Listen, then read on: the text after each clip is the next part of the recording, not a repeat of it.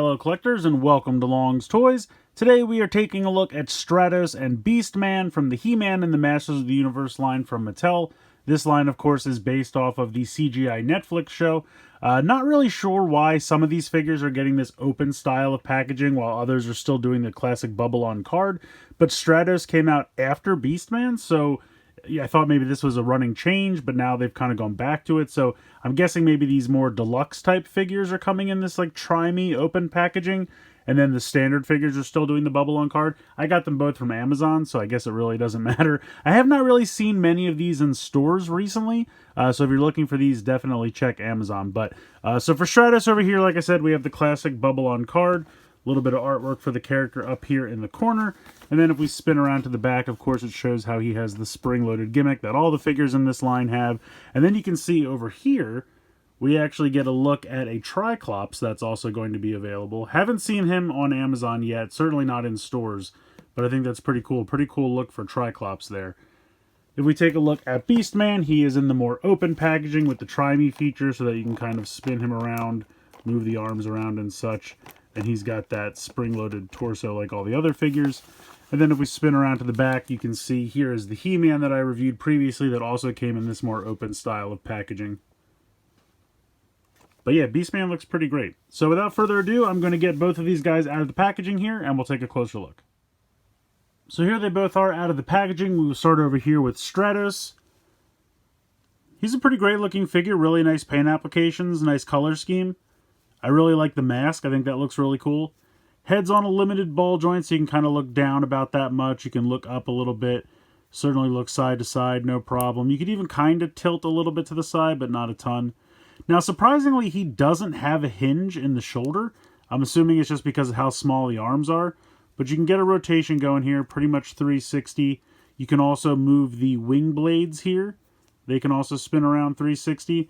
And then you have a rotation here at the forearm, as well as a wrist rotation. So he's got a decent amount of articulation. They just didn't give him a hinge in the shoulder.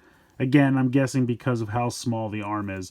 He's got that same spring-loaded gimmick in the waist that they all have, so you can turn them side to side. You can spring them forward. Can't really go back that much, but it kind of gives them an ab crunch.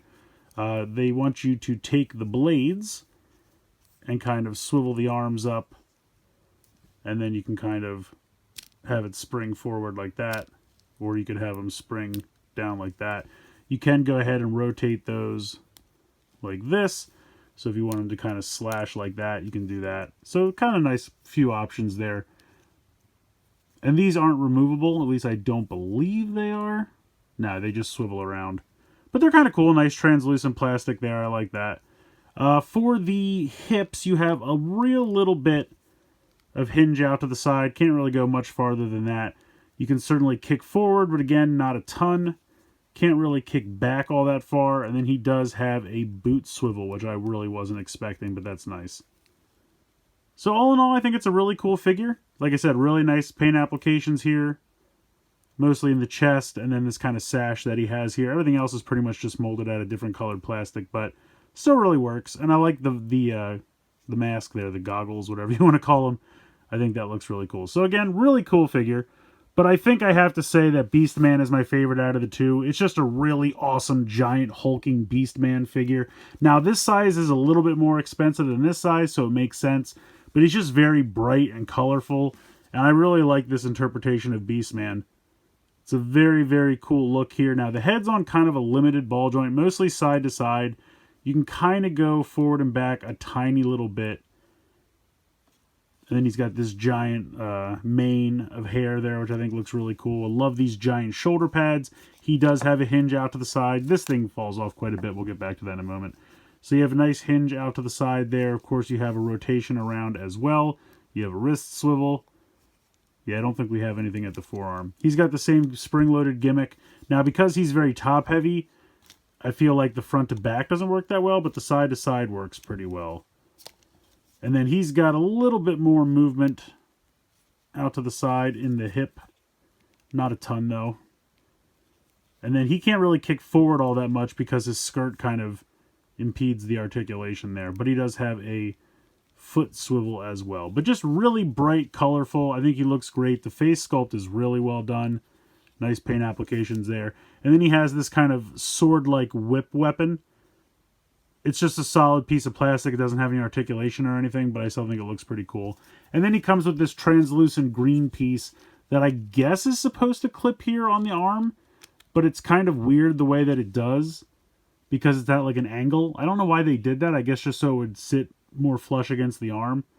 And I guess it's just some kind of like magic energy melee weapon. I'm not even really sure what it's supposed to be. But it's a very cool looking figure. Just a big hulking beast man, which I always think is really, really cool. So both of these figures look fantastic. Like I said, this is I think 15 and this is 10. So both reasonably priced in my opinion. Kind of wish he had an accessory other than the wings. Just some kind of staff weapon or something I think would have been cool. Beastman obviously has 2 accessories, which is really nice. Plus he's just a really big, bulky figure.